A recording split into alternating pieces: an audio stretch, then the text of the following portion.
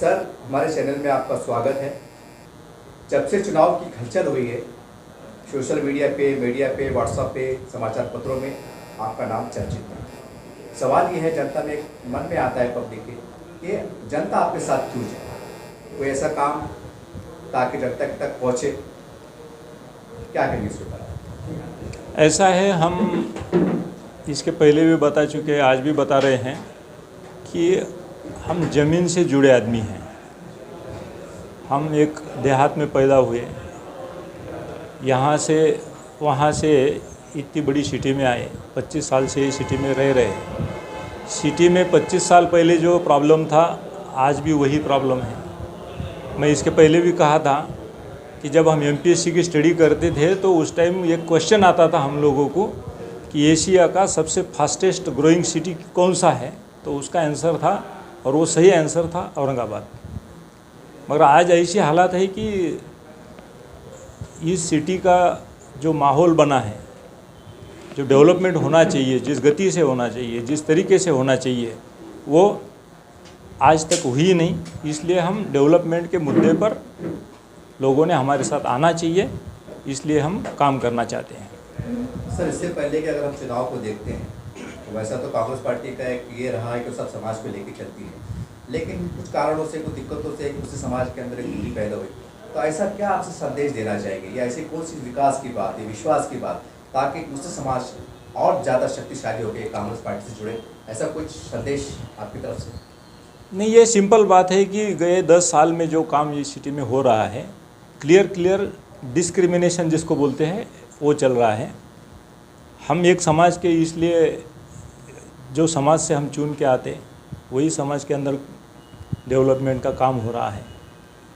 जो समाज हम लोगों को वोट नहीं देता है, चुने हुए हमारे प्रतिनिधि को, वो एरिया में कुछ काम नहीं होता है या उनके साथ भेदभाव किया जाता है, उसको डिस्क्रिमिनेशन बोलते हैं। तो ऐसी चीज़ें नहीं होना चाहिए। तो हम अगर चुन के आए, हम अगर इस सियासती राजनीति में पहुंच गए, आप लोगों ने अगर हमें चांस दिया, तो हम सब ये पॉलिटिक्स जो है ये पूरा कांग्रेस पार्टी के इससे आगे बढ़ाएंगे। आप शिक्षा क्षेत्र में बड़े ओहदे पर भी रहे हैं, कैसी चुनौतियाँ आई और आगे आने वाला कल आप कैसा देखते हैं, शिक्षा क्षेत्र से जुड़ी हुई या सामाजिक क्षेत्र? ऐसा है कि समस्याएं बहुत हैं, मगर बीते 10 साल में ह्यूमन डेवलपमेंट के लिए जो काम होना चाहिए, उसमें उसको पूरा नज़रअंदाज किया गया है। उसके बारे में कोई बात होती नहीं है।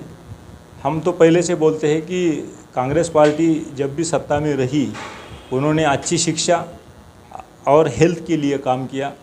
मगर ये गवर्नमेंट जो है, ये खाली विकास के नाम पर रोड और बिल्डिंग बनाने का काम करते हैं।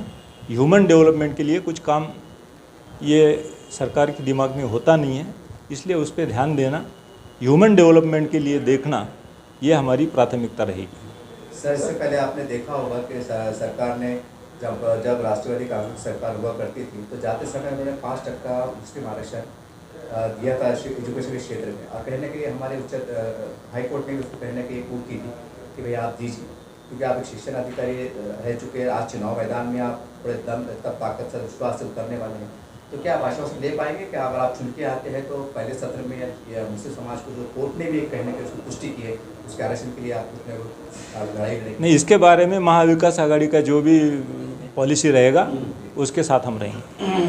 सर, आपका जो स्लोगन है, बदल हवा कर चेहरा नवा, या उसके बारे में कुछ बताइए। वही तो बता रहा हूँ, बीते 10 साल में धर्मनिरपेक्ष बोल के जो काम होना चाहिए था, वो काम हुआ नहीं है। सभी तबके में अगर काम करना है, हिंदू हो, मुस्लिम हो, या और भी कोई जात का, धर्म का आदमी हो, उसके साथ न्याय होना चाहिए। तो इस राजनीति ने, इस स्कीम में आप लोगों ने हमारे पॉलिटिक्स को साथ देना चाहिए। हमारे माध्यम से जनता को कुछ अपील करना चाहेंगे इलेक्शन के तरह? हम गए 25 साल से इस शहर में रह रहे हैं। हम एजुकेशन ऑफिसर होने के नाते समाज के हर तबके से मिले हैं।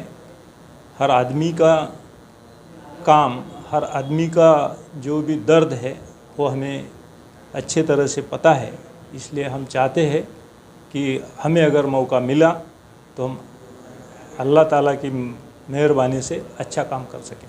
सर, आज समाज के अंदर कुछ ताकतें या कुछ लोग हिंदू मुस्लिम की राजनीति करते हैं, कुछ नाम की बात की राजनीति करते हैं, नफरत की राजनीति करते हैं, तो आप उसको कैसी चुनौती के तौर पर देखते हैं? आप इसके बारे में क्या करने वाले हैं? आने भविष्य में अगर ऊपर वाला ईश्वर भगवान अल्लाह ताला आपको अवसर देता है, आप चुन के आते हैं, किस तरह से आपको?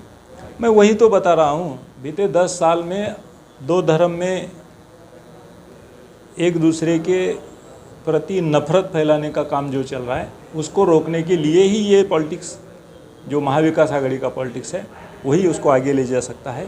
उसके साथ लोगों ने जुड़ना चाहिए। वो हम लोग जो भी तय करेंगे, हमारा महाविकास आघाड़ी का जो भी एजेंडा होगा वो इसी तरह का होगा कि हर तबके को समान न्याय मिले। सर, एक मेरा आखिरी सवाल ये है सर कि आप, क्योंकि आप एजुकेशन अधिकारी रह चुके हैं, आपको पता होगा कि मुस्लिम समाज जो है तो कई सेंट्रल कमेटी की रिपोर्ट है कि अन्य रिपोर्टें हैं, महमूद रहमान कमीशन की रिपोर्ट भी हमारा सरकार ने गठन की थी। मुस्लिम समाज आज तालीम के मैदान में पिछड़ के रह गए, तो आप ऐसा क्या आश्वस्त करेंगे उस समाज को? अगर आप हमें विश्वास करते हैं या हमें चुन के देते हैं, तो शिक्षा के मैदान में आप कहाँ तक किस प्रकार से काम करेंगे? शिक्षा के क्षेत्र में बहुत काम होना ज़रूरी है।